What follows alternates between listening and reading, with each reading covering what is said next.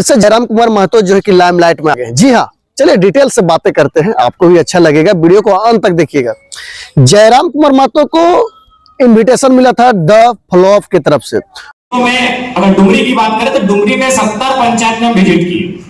देखिए, मेरी जो ताकत थी वो मेरा भाषण था, मेरी ताकत थी जनता के साथ मेरा कनेक्शन था। हम जहां जहां गए वहां वोट बढ़ा। अभी आपने देखा हम घाटशिला का चुनाव गए 4-3 हजार वोट बढ़ा के। तो मेरी जो ताकत थी कि मेरा अपीयरेंस था, अगर हम बेरमो विधानसभा में अपीयरेंस हो जाते तो निसंदेह अनूप जी को भी हम जोरदार वोट टक्कर देते। मतलब समय कम देखा, समय नहीं, हम गए ही नहीं, क्योंकि जो हमारी टीम काम कर रही थी, आप देख सकते हैं कि कितना बाकी के पास क्या साधन था, संसाधन था। जयराम जी, आप डुमरी में भी जो चुनाव जीते, आप कितना का अंतर रहा है?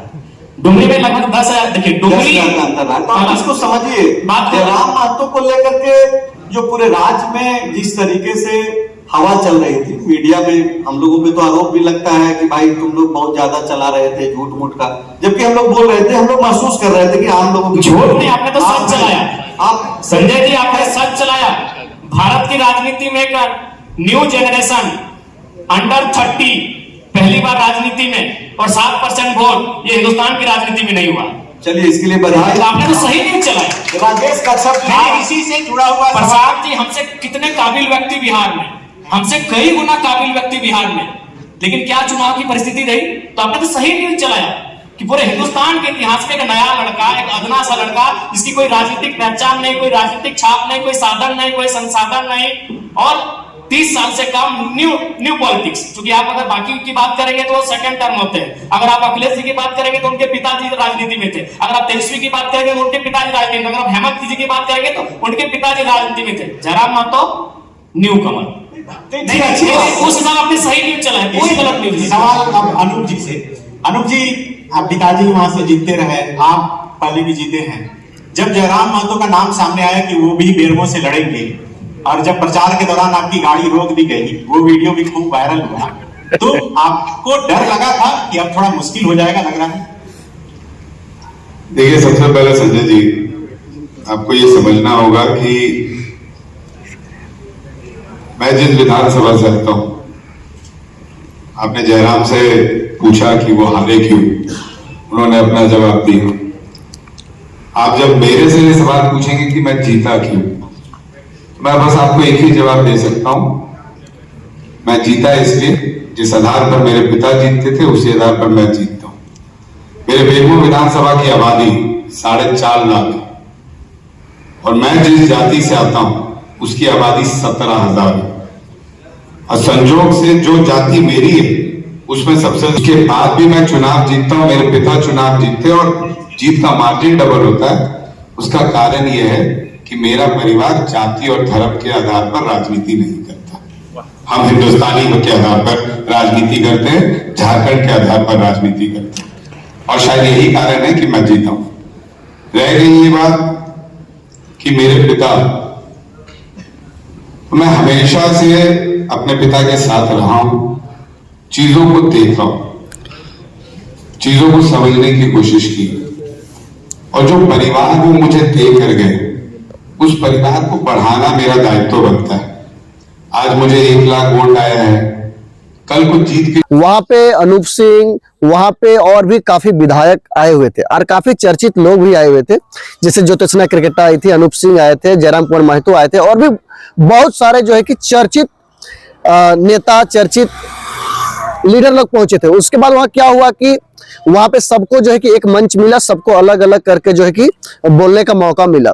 उसमें से देखा गया कि जयराम कुमार महतो इधर और इधर जो है कि अनूप सिंह बैठे हुए थे, और जयराम कुमार महतो के बगल में एक लेडीज नेत्री बैठी हुई थी। ऐसे में जयराम कुमार महतो का जब बारी आया तो जयराम कुमार महतो, तो आप लोगों को पता होगा कि अग्रेसन, और जो परिवार वो मुझे दे कर गए, उस परिवार को बढ़ाना मेरा दायित्व बनता है।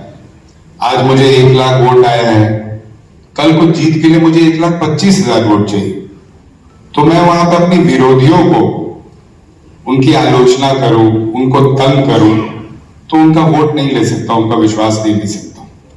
मुझे अगर वापस जीतना है तो अपने विरोधियों को अपना बनाकर जीतना है, तब जाकर मेरा वोट परसेंट ऊपर बढ़ेगा। और हिंदुस्तान की राजनीति में मैं समझता हूं ये बहुत बड़ा कोड है।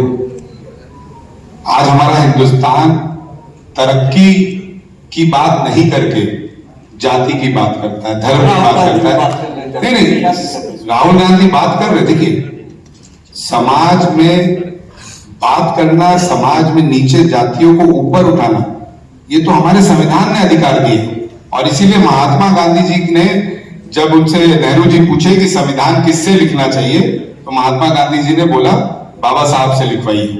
बाबा साहब कांग्रेस पार्टी के नहीं थे, लेकिन उन्होंने बाबा साहब को मौका दिया। क्यों? क्योंकि बाबा साहब जानते थे कि क्या क्या परेशानी नीचे तबके लोगों को हो रही है, पिछड़े जातियों को हो रही है। तो बाबा साहब ने संविधान लिखा जाति को खत्म करने के लिए। आज आप बता दें, आज तो बाबा साहब को सामने रख के लोगों ने अपनी पॉलिटिकल पार्टी बना दी।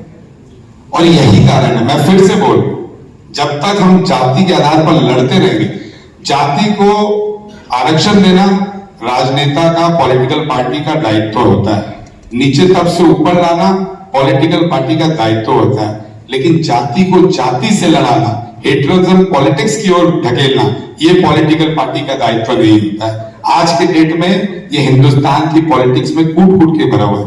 और नहीं, सवाल मेरा जो मेरे छोटे भाई ने अभी एक बात बोली थी, जयराम से मेरी बराबर बात होती रहती, मेरे पीछे ही बैठते हैं। नहीं, ये सवाल मेरे, और मैं इनको कभी कभी देखूं नहीं, तब भी बोलते हैं दादा जोहार।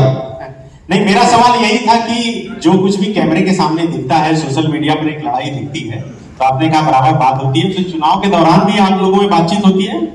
नहीं, चुनाव के दौरान हमारी बात नहीं हुई थी। चुनाव के बाद मेरे को मिले थे, पहले दिन विधानसभा में आए, और मैं समझता हूँ सबसे पहले आए तो हमारी मुलाकात हुई, क्योंकि हमें नहीं मालूम था कि हमारा सीट आगे पीछे दे दिया जाए। यहाँ क्या नहीं वो मंच पे लेकिन मैं खत्म करना के तहत जो कि उन्होंने इतना बातें की, इतना बढ़िया बढ़िया बात की कि सभी लोग जो है कि तारीफ करने लगे, सराहना करने लगे। उसी बीच जो है कि अनूप सिंह को मौका मिला।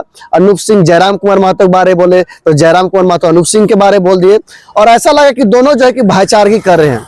ऐसा नहीं लगा कि जंग के मैदान में जब चुनाव आता है और एक दूसरे पे जो आरोप प्रत्यारोप लगाते हैं, वैसा कुछ भी देखने को नहीं मिला। वही बीच ज्योत्सना क्रिकेटर को जब मौका मिला कि आप भी दो शब्द बोलिए, तो उन्होंने तो अधजल गगरी छलकत जाए, ये सुने होंगे, बचपन में पढ़े होंगे आप लोग, कि कम ज्ञान वाले जो है ना बहुत बढ़ चढ़ के बोलते हैं, एक न एक बार वो फंस जाते हैं। वहां पे बेइज्जत होना पड़ा ज्योत्सना क्रिकेटर को। और जो है कि आप लोग बता दें कि वहां पे जो है कि तारीफ का पुल बंधा गया जो कि जयराम कुमार महतो कर। उन्होंने पूरा मुद्दा जो है कि पार्ट पार्ट खोल के रख दिए। सरकार की क्या कमियां हैं, क्या गतिविधियां हैं, क्या जरूरत है, क्या छात्रों को जरूरत है, कोयला कैसे चोरी होता है, बालू कैसे चोरी होता है, कितना कमीशन मिलता है सरकार को, सब कुछ पूरा पोल खोल दिए। इस वीडियो को पूरा देखिएगा और इस वीडियो को शेयर करिएगा। जोहार।